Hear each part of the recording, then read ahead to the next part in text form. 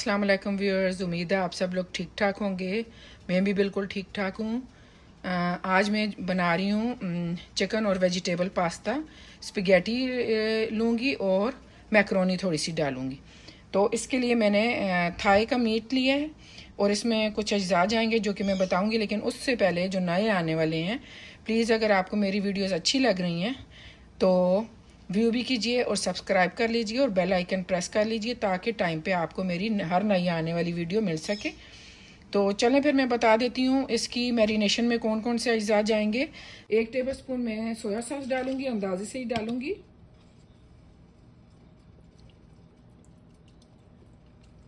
सिरका डालूंगी, वो भी 1 टेबलस्पून ही जाएगा।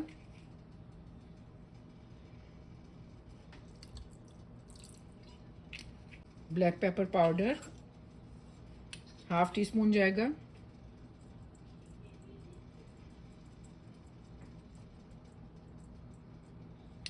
मीट जो है तकरीबन 1.5 LB होगा और ½ टीस्पून साल्ट जाएगा। इसमें वेजिटेबल में शिमला मिर्चें मैंने ली हैं, बस ग्रीन, रेड, ऑरेंज। पेपरिका भी तकरीबन ½ टीस्पून मैंने डाल दिया। गार्लिक पाउडर ये 1 टीस्पून हीप डालूंगी मैं, इसका फ्लेवर बहुत अच्छा लगता है। मुझे ज़्यादा गार्लिक पाउडर का फ्लेवर चाहिए, इसलिए मैं अनियन पाउडर बहुत थोड़ा सा डालूंगी। बस मैं इसे मैरिनेट करके रख दूंगी तकरीबन जितना मेरे पास टाइम हुआ। 30 मिनट भी रख लें, काफ़ी है, क्योंकि सिरका गया है, फ्लेवर आ जाता है उसमें सारी चीज़ों का सिरके की वजह से जल्दी। जो है ना, स्पैगेटी भी पका रही हूँ और साथ थोड़ी सी मैकरोनी भी डालूंगी। बच्चों को अच्छी लगती है इस तरह कॉम्बिनेशन। तो ये वाला पास्ता मैंने लिया है मैकरोनी के लिए, ये मैंने मैकरोनी ली है। तो इसके टाइमिंग में और स्पैगेटी के टाइमिंग में फ़र्क है। तो मैं पहले इसे डालूंगी, 3-4 मिनट इसे पकाऊंगी, थोड़ी सी हल्की सी सॉफ्ट हो जाएगी। तो बस 3-4 मिनट पकाना है, उसके बाद मैं स्पैगेटी डालूंगी। पास्ता बॉयल हो रहा है तो अभी इसे मैं चेक करूंगी। और पानी में मैंने ऑयल थोड़ा सा डाला था और साल्ट डाला था तकरीबन 2 टीस्पून। और फिर पहले मैक्रोनी डाली थी और उसके बाद जो है मैंने स्पैगेटी डाली है। अभी ये बॉयल हो रही है। अभी मैं इसे चेक कर लूँगी कि ये पक चुकी है या नहीं। थोड़ी कसर छोड़ा करें स्पैगेटी में भी, मैक्रोनी में भी। बाद में वो फिर मसाले के साथ और सब्जियों और चिकन के साथ भी थोड़ी सी होगी। तकरीबन 3 टेबलस्पून मैंने ऑयल ले लिया है, वो गर्म हो जाए तो अभी फिर चिकन में डाल दूंगी।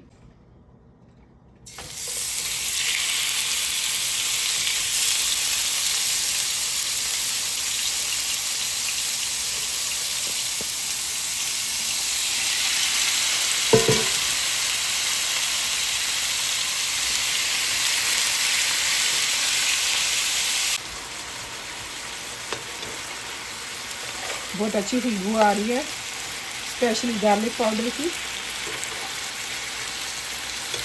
अभी चिकन को पलट लेंगे। थाई का मीट है इसलिए थोड़ा ढक के पकाना भी ज़रूरी है। मैंने थोड़ा सा स्टिर फ्राई किया है 3-4 मिनट दोनों साइडों से, और थोड़ा सा स्टिर फ्राई करके और फिर मैंने ढक्कन रख दिया है और आंच मैंने बिल्कुल लो कर दी है। 2-4 मिनट इसमें इस तरह दम में पकेगी, फिर बिल्कुल पानी ड्राई करके भून के हम उतार लेंगे।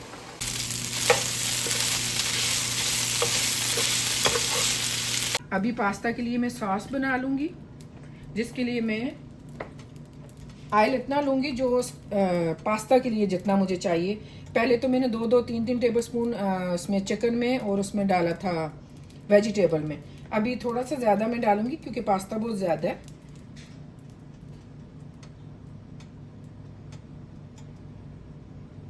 बस 1/4 कप मैंने ऑलमोस्ट डाल लिया होगा। ये कुल मिला के ½ कप हो गया होगा। तो अभी इसमें हम डालेंगे थोड़ा सा पानी भी मैं डालूंगी क्योंकि चिकन क्यूब डालने मैंने, तो वो थोड़ा जल सा जाता है। फिर बस थोड़ा सा पानी डालेंगे।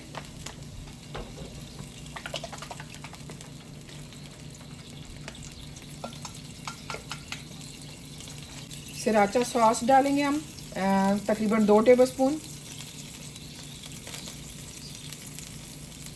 बस क्योंकि मैक्रोनी स्पैगेटी और मैक्रोनी में मैंने काली मिर्च और नमक भी डाला है।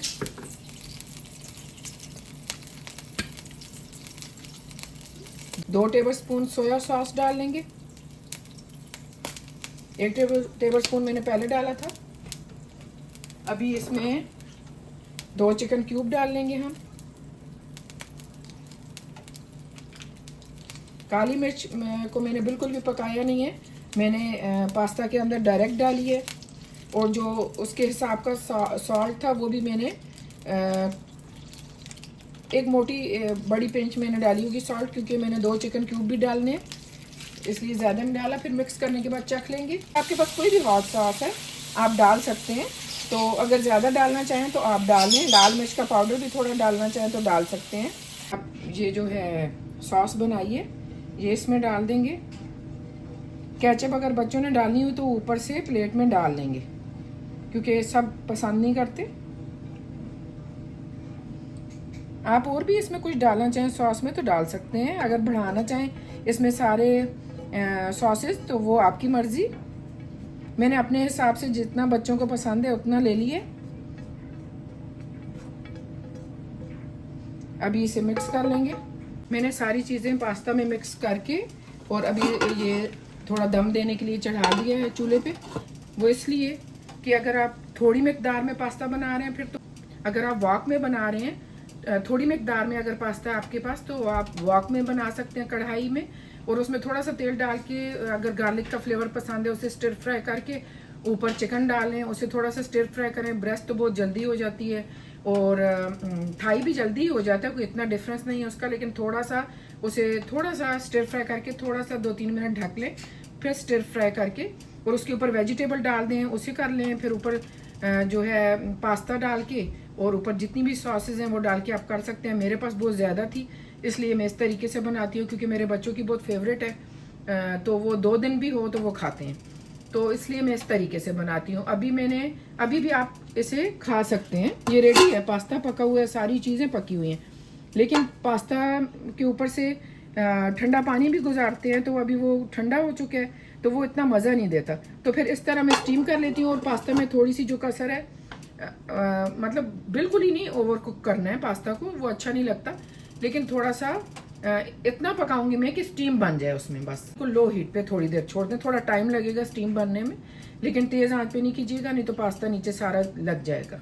पास्ता को जब ड्रेन कर लें, गर्म पानी उसमें से ड्रेन कर दें, तो उसके बाद ठंडा पानी भी ऊपर से बहाते हैं थोड़ा सा, 2-3 गिलास ऊपर, तो अच्छे से उसके साथ जो एक्स्ट्रा आटा वगैरह होता है वो धुल जाता है और उसका